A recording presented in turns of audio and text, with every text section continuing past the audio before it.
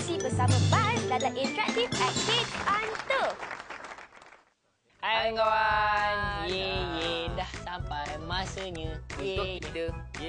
Untuk kita bacakan email dan juga karya. Iya, Bas. Saya nak baca email. Boleh, silakan mula dulu. Baiklah. Email kita. Nama kawan kita Nur Syahira binti Ramli dari Kampung Baru, Kuala Lumpur. Dia kata, salam sejahtera buat Bas, Kak Sweet dan Abang Fimi. Apa khabar semua? Baik. Saya sangat mengemari rancangan Kids on 2 ini. Macam-macam segmen ditonton. Tapi yang paling saya suka ialah segmen recycle. Sebab banyak idea yang boleh saya tiru. Tak sangka banyak barang-barang yang tidak boleh digunakan boleh diolah menjadi barang-barang perhiasan yang cantik. Bye-bye. Jumpa lagi. Bye-bye Syahira. Baiklah, kita ucapkan terima kasih kepada Syahira kerana menghantarkan email kepada Kids on 2. Ya, betul. Sekarang ni, Fimi, teruskan dengan tugas kamu. Okey, tenen. Bas cantik kan dilukis? Satu lah dilukis penuh.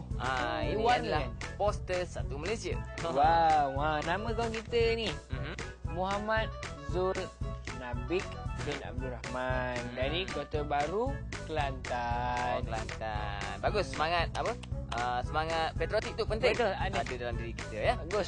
Jadi kita saksikan pula hadiah yang bakal diterima oleh dua orang kawan kita tadi. Saksikan hadiahnya. Saksikan. Pengirim karya akan menerima hadiah berikut.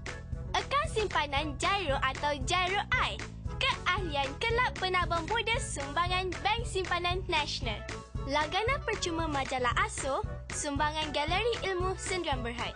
Baucer langganan majalah bulanan Bintang Kecil dan e-baca. Sumbangan grup Karang Craft majalah Sendirian Berhad. Barangan Cenderhati Gempak Stars Sumbangan Art Square Creation Sendirian Berhad.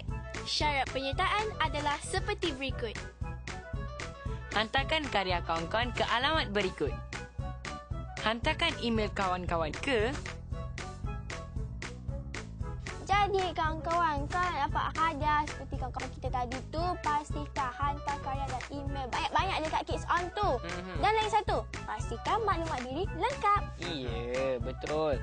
Lagi satu kawan-kawan, Fimi nak ingatkan. Kan? Sekejap lagi, kita nak tengok rancangan. Seronoknya.